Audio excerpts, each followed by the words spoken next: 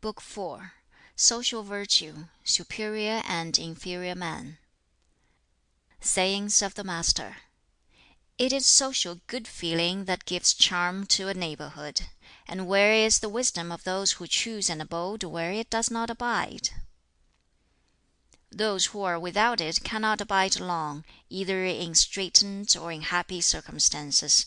Those who possess it find contentment in it. Those who are wise go after it as men go after gain. Only they in whom it exists can have right likings and dislikings for others. Where the will is set upon it, there will be no room for malpractices. Riches and honors are what men desire, but if they arrive at them by improper ways, they should not continue to hold them.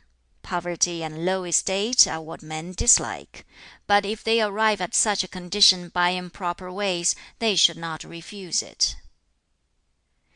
If the superior man make not of social good feeling, how shall he fully bear that name? Not even whilst he eats his meal will the superior man forget what he owes to his fellow men. Even in hurried leave-takings, even in moments of frantic confusion, he keeps true to his virtue. I have not yet seen a lover of philanthropy nor a hater of misanthropy, such that the former did not take occasion to magnify that virtue in himself, and that the latter, in his positive practice of philanthropy, did not, at times, allow in his presence something savoring of misanthropy.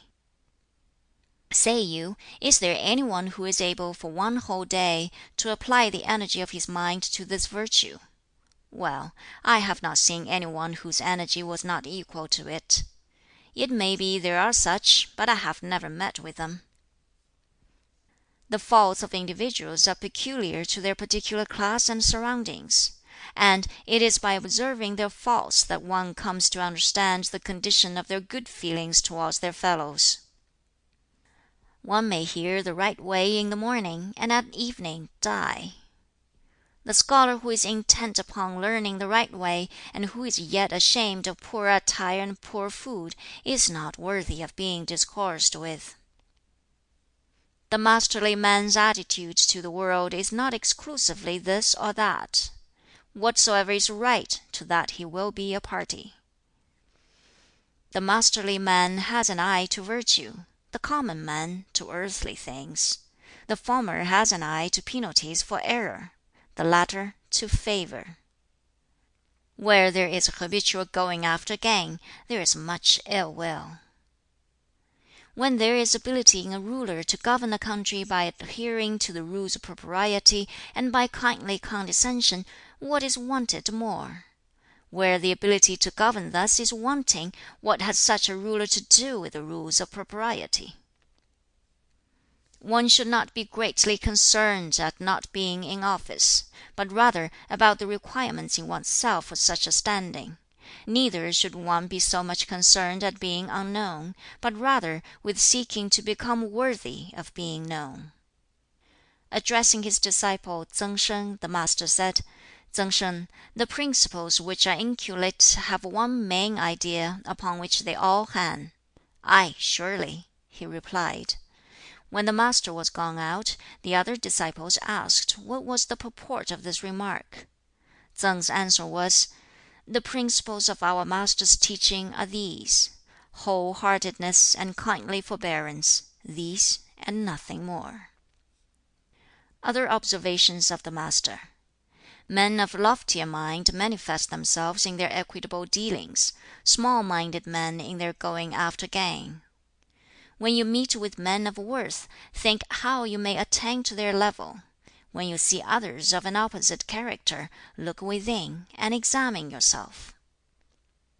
A son, in ministering to his parents, may on occasion offer gentle remonstrances. When he sees that their will is not to heed such, he should nevertheless still continue to show them reverent respect, never obstinacy. And if he have to suffer, let him do so without murmuring.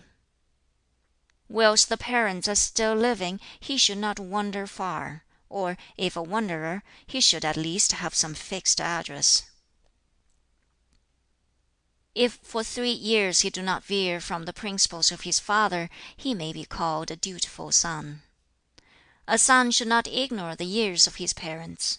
On the one hand, there may be a matter for rejoicing that they have been so many, and on the other, for apprehension that so few remain. People in olden times were loath to speak out, fearing the disgrace of not being themselves as good as their words. Those who keep within restraints are seldom losers. To be slow to speak, but prompt to act, is the desire of the superior man. Virtue dwells not alone. She must have neighbors. An observation of Tsz yu: officiousness, in the service of princes, leads to disgrace; among friends, to estrangement.